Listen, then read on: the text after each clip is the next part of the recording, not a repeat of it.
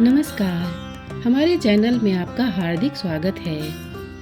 आइए आज जानते हैं जया एकादशी व्रत की पूजा विधि और व्रत कथा के बारे में।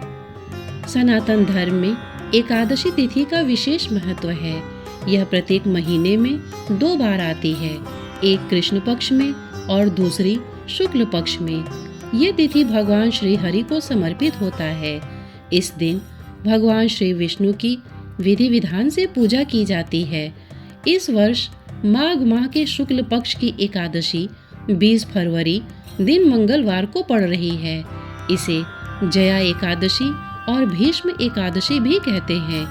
जया एकादशी का हिंदू धर्म ग्रंथों में महत्व बहुत अधिक बताया गया है। मान्यता है कि इस दिन भगवान विष्णु की पूजा और व्रत करने से घर से दुख और दरिद्रता का अंत होता है। साथ ही हर तरह के पापों से मुक्ति मिलती है और व्यक्ति भूत पिशाच आदि योनियों में जन्म नहीं लेता है। आइए जया एकादशी व्रत का शुभ मुहूर्त, महत्व और पूजा विधि के बारे में जानते हैं। सबसे पहले जया एकादशी व्रत के महत्व को जान लेते हैं। जया एकादशी का हिंदू धर्म ग्रंथों में महत्व बहुत अधिक बताया गया है। इस दिन दान पुण्य का अधिक महत्व होता है। इस दिन जो व्यक्ति दान करता है वह कई गुण अर्जित करता है। यदि कोई व्यक्ति इस व्रत को विधिवत पूरा करता है तो भगवान श्री हरि का आशीर्वाद उस व्यक्ति को जरूर प्राप्त होता है। जया एकादशी व्रत का शुभ मुहूर्त।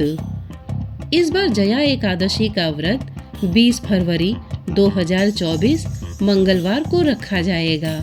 जया एकादशी की तिथि का आरंभ 19 फरवरी 2024 को सुबह 8:49 से, एकादशी तिथि का समापन 20 फरवरी 2024 को सुबह 9:55 तक।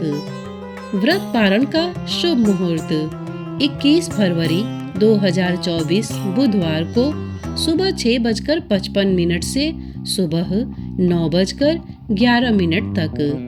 जया एकादशी व्रत की पूजा की विधि।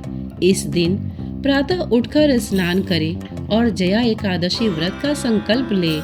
पूजा स्थल को साफ कर उस पर भगवान विष्णु और भगवान कृष्ण की मूर्ति, प्रतिमा या फोटो स्थापित करें। पूजा के समय श्री कृष्ण के भजन, विष्णु सहस्त्र नाम का पाठ और पीले फूल अर्पित करें। प्रसाद, तुलसी, जल, फल, नारियल, पंचामृत और दीप धूप देवताओं को अर्पित करें। भगवान को तिल अर्पित करने के साथ तिल का दान भी करें। एकादशी की शाम तुलसी के पौधे के सामने दीपक जलाएं। आइए अब जया एकादशी व्रत कथा को जान लेते हैं। जया एकादशी व्रत की कथा। पद्म पुराण के अनुसार चिरकाल में एक बार स्वर्ग में स्थित नंदन वन में उत्सव का आयोजन किया जा रहा था। इस उत्सव में सभी देवगण, सिद्धगण एवं मुनि उपस्थित थे। उस समय उत्सव में नृत्य और गायन का कार्यक्रम चल रहा था।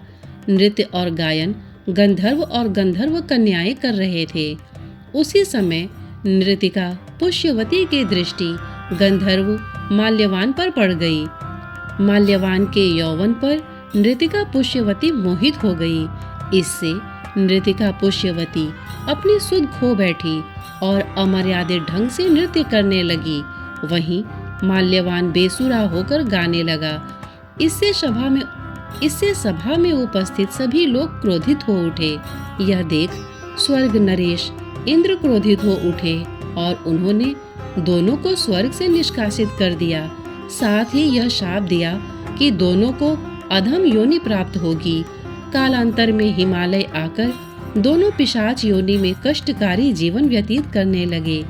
एक बार माघ मास की एकादशी यानी जया एकादशी आई और माल्यवान और पुष्यवती ने उस दिन कुछ अन्न नहीं खाया और फल खाकर दिन व्यतीत किया।